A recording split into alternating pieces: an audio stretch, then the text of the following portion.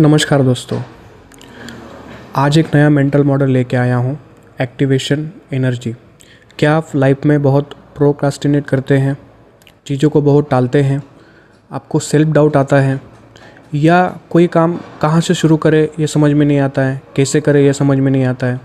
तो इन सब प्रॉब्लम्स के लिए ये मेंटल मॉडल बहुत अच्छे से काम करता है। इसको समझना आपके लिए बहुत हेल्पफुल होगा। तो ये मेंटल मॉडल ख़ास उसी के लिए है। तो सबसे पहले एक्टिवेशन एनर्जी का मैं आपको एक बेसिक ये आया कहाँ से है वो बताऊंगा और एग्जांपल के साथ में उसको समझाऊंगा। तो एक्टिवेशन एनर्जी ये एक केमिस्ट्री की केमिकल रिएक्शन की एक टर्म है जो केमिकल इंजीनियरिंग में पढ़ाई जाती है, सिखाई जाती है या केमिस्ट्री में पढ़ाई जाती है। लेकिन इसका जो इम्पैक्ट है वो अपनी रियल लाइफ में भी हम देख सकते हैं, उसको अप्लाई कर सकते हैं। एज अ मेंटल मॉडल भी इसे पढ़ाया जाता है। तो मैं पहले केमिकल रिएक्शन के हिसाब से आपको बताऊंगा, फिर रियल लाइफ के हिसाब से बताऊंगा, तो ज़्यादा अच्छे से समझ में आएगा। एक्टिवेशन एनर्जी एक्चुअली है क्या? Activation energy is the amount of energy required to start the reaction, and the higher the activation energy it is way harder to start the reaction. इसका सीधा सा मतलब ये है, एक्टिवेशन एनर्जी ये इस प्रकार की एनर्जी है, इस प्रकार की ऊर्जा है, जो ऊर्जा हमें कोई भी केमिकल रिएक्शन स्टार्ट करने के लिए लगती है। और एक्टिवेशन एनर्जी ये जो ऊर्जा है, ये जितनी ज़्यादा होगी उतना ही डिफ़िकल्ट होगा कोई रिएक्शन स्टार्ट करने के लिए। तो ये सीधा सा मतलब होता है एक्टिवेशन एनर्जी का। तो रियल लाइफ में क्या है? रियल लाइफ में अगर हम कोई भी चीज़ करने जाते हैं तो उसमें एक रेजिस्टेंस होता है। एक्टिवेशन एनर्जी एक प्रकार का रेजिस्टेंस ही है। जैसे कि आपको मैं एक एग्जांपल बताऊं कि कार को अगर आपको स्टार्ट करना है तो क्या वो अपने आप हो जाती है? उसको पहले एक रेजिस्टेंस रहता है। आप कार की जब तक टर्न ऑन नहीं करते हो, इंजन स्टार्ट नहीं होता है, तब तक वो हीट और काइनेटिक एनर्जी उसमें नहीं बनती है। जब वो हीट और काइनेटिक एनर्जी बन जाएगी तो गाड़ी अपने आप चलने लग जाती है। तो लाइफ में हर एक चीज़, हर एक जो एक्शन है, जो हर एक गोल है, उसको अगर आपको करना है तो उसमें एक एक्टिवेशन एनर्जी, एक रेजिस्टेंस की ज़रूरत होती है। उस रेजिस्टेंस को पार करना ही एक्टिवेशन एनर्जी रियल लाइफ में कहलाता है। तो लाइफ में आपको कुछ भी अचीव करना है, कोई भी गोल अचीव करना है, तो एक सर्टेन अमाउंट ऑफ रेजिस्टेंस होता है, उसे ओवरकम करना होता है, उसे पार करना होता है। तो उसके बाद में वो चीज़ें अपने आप फ्लो में होने लगती हैं। लेकिन जब तक स्टार्ट नहीं करते तब तक वो रेजिस्टेंस आप पार नहीं करते। वो जो पाथ है, वो जो आपको सक्सेस की तरफ जाना है, कुछ भी अचीव करना है, उसकी तरफ आपकी डायरेक्शन आगे बढ़ नहीं पाती है। तो वो जो रेजिस्टेंस है उसको पार करना बहुत ज़रूरी होता है। इसलिए तो आप देखते हैं ना कि हम माइंड में बहुत कुछ ठान लेते हैं कि ये करना है, ऐसे करना है, लेकिन कर नहीं पाते हैं। क्यों नहीं कर पाते हैं? क्योंकि जो स्टार्टिंग का जो रेजिस्टेंस है, जो अपना मन है, मन तो सबसे बड़ा हरामी है मन। सच कहूँ तो ये सबने लाइफ में देखा ही है कि मन कैसे आपके डिसीज़न को बदल देता है। वो उसके बारे में अलग से किसी और वीडियो में बात करेंगे। लेकिन मेरे कहने का मतलब है कि कोई भी चीज़ आपको, छोटे से छोटा काम या बड़े से बड़ा कोई गोल आपको अचीव करना है, तो उसको एक रेजिस्टेंस जो होता है उसको पार करना होता है। तो वो रेजिस्टेंस पार करना ही एक्टिवेशन एनर्जी है। वो रेजिस्टेंस जैसे आप पार कर लेते हैं तो चीज़ें अपने आप हो जाती है। जैसे कि मैंने कार का एग्जांपल बताया, वो जब तक आप कार की स्टार्ट नहीं करते, वो एक्टिवेशन एनर्जी रेजिस्टेंस को पार नहीं करते हैं, तब तक इंजन स्टार्ट नहीं होगा, उसमें हीट और काइनेटिक एनर्जी जनरेट नहीं होगी, इंजन स्टार्ट नहीं होगा और वो गाड़ी आगे नहीं बढ़ेगी। Same goes with our life. Same अपने लाइफ के साथ में भी वही फंडा है कि वो रेजिस्टेंस पार करना बहुत ज़रूरी है। अभी वो रेजिस्टेंस जो है वो किस प्रकार के होते हैं, किस किस तरह से वो लाइफ में प्ले आउट करते हैं। जैसे कि पहले एग्जांपल मैं आपको बताऊंगा आपको, जैसे कि प्रोक्रास्टिनेशन है। हर एक चीज़ को टालते रहना, आज करेंगे, कल करेंगे, परसों करेंगे। प्रोक्रास्टिनेशन एक टाइप का रेजिस्टेंस ही है। प्रोक्रास्टिनेशन एक तरह की एक्टिवेशन एनर्जी ही है, रेजिस्टेंस ही है, जो हमें चीज़ें करनी है उसके लिए हमें रेजिस्टेंस देती है, उस रेजिस्टेंस को पार करना ज़रूरी है। दूसरा हो गया आपका सेल्फ डाउट।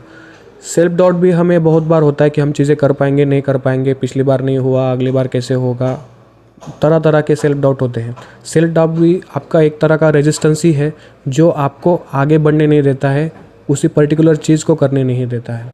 सेल्फ डाउट के बाद में तीसरा हो गया कि सिंपली स्टार्ट कहाँ से करें, कैसे करें, वही बहुत बार समझ में नहीं आता है। इसलिए कोई चीज़ स्टार्ट करने से पहले ही उसे स्टार्ट नहीं कर पाते हैं। ऐसा होता है ना बहुत बार कि सोच तो लिया होता है कि ये स्टार्ट करना है, लेकिन कर नहीं पाते हैं। कैसे करना, या तो वो समझ में नहीं आता है या फिर समझ में आ जाता है कैसे करना है, लेकिन करने की जो हिम्मत है वो नहीं हो पाती है, वो अगेन सेल्फ डाउट में आ जाता है। तो ये सारे रेजिस्टेंस है जिसकी वजह से हम जो चीज़ स्टार्ट करना चाहते हैं वो नहीं कर पाते हैं। अगर आज का भी मैं सिंपल एग्जांपल, अगर ये मेंटल मॉडल एक्टिवेशन एनर्जी का अगर बताऊं, आज के एग्जांपल में मैं बता सकता हूं कि मुझे सर्दी ज़ुकाम खांसी सब है 2 दिन से मैं भी प्रोक्रास्टिनेट ही कर रहा हूं कि आज काम करूंगा, कल काम करूंगा। तो ये है एक रेजिस्टेंस। लेकिन मुझे अगर माइंड में क्लियर है कि इस रेजिस्टेंस को मुझे पार करना है तो चीज़ें अपने आप फ्लो में आ जाती हैं, तो चीज़ें बन जाती है। जैसे कि मैं आज वीडियो रिकॉर्ड कर रहा हूँ, ये मैंने एक रेजिस्टेंस ही पार किया है कि थोड़ी तकलीफ़ हो रही थी, लेकिन ये माइंड में क्लियर था कि ये रेजिस्टेंस अगर मैं पार कर लूँगा, अगर मैं चेयर लेके बैठ जाता हूँ, कैमरा ऑन कर देता हूँ, तो जो मुझे वीडियो बनाने हैं वो बनाने में एक फ़्लो मुझे मिल जाएगा। लेकिन ये रेजिस्टेंस, ये प्रोक्रास्टिनेशन, ये अगर मैं पार नहीं कर पाता, या छोटा सा रेजिस्टेंस अगर पार नहीं कर पाता, तो ये आज वीडियो बन नहीं पाता। ये सिंपल लाइव एग्जांपल आपके साथ में मैं शेयर कर रहा हूँ। तो मेंटल मॉडल जो है वो सच में आपके रियल लाइफ में हेल्प करते हैं। बस उन्हें अच्छी तरह से समझना, एक बार नहीं समझ में आता है, 2 बार देखो, 3 बार देखो, 100 बार देखो। वो देखने के बाद में ही आपके माइंड में हर न्यूरॉन तक मैं कहूँ तो वो पहुँचता है, वो डीप तक समझ में आता है। जब तक वो डीप में समझ में नहीं आएगा तब तक आप रियल लाइफ में उसको नहीं देख पाओगे। और रियल लाइफ में जब तक नहीं देख पाओगे तो ये सत्संग की तरह हो गया कि मैं सब बोल के चला गया, आपने सुन लिया, बस फिर रील देखने लग गए, तो बस ख़त्म भाई, लाइफ चेंज नहीं होने वाली। ना ही आप अच्छे डिसीज़न मेकर बन सकते हो, ना ही लाइफ में ग्रो कर सकते हो। तो अगेन इस पॉइंट पे आते हैं एक्टिवेशन एनर्जी के। तो इसके सॉल्यूशन क्या है? कुछ 2-3 सॉल्यूशन मैं आपको बताऊंगा। बहुत ही आसान है, आपने भी बहुत सुना होगा लेकिन कभी ट्राई नहीं किया होगा। आप ट्राई करेंगे तो उसका सॉल्यूशन, कोई भी गोल आपको अचीव करना है उसके लिए बहुत इजी रहेगा आपके लिए। तो सॉल्यूशन पे बात करते हैं। टेक अवे क्या है इस मेंटल मॉडल का? तो इस एक्टिवेशन एनर्जी को ओवरकम करने का, इस बैरियर को ओवरकम करने का तरीका क्या है? इसके 2 बेसिक तरीके आप यूज़ में ला सकते हैं। सबसे पहला तरीका ये है कि जो भी गोल आपको अचीव करना है उसका टॉप टू बॉटम आपके पास क्लियर प्लान होना चाहिए कि ऐसे ऐसे करना है, ये स्टेप्स है, ये फॉलो करूँगा तो ये हो जाएगा। इससे आपको एक ब्लूप्रिंट मिल जाता है कि जो भी गोल अचीव करना है उसको स्टार्ट कहाँ से करना है। वो 0 to 100 जो है ना, जो 0 to 100 का जंप है, उसमें आपको 0 से 100 तक पूरा स्टेप्स आपके पास रिटर्न फॉर्मेट में होगा, आपको माइंड में वो पूरा क्लियर होगा, तो उस गोल को अचीव करने में आपको आसानी होगी।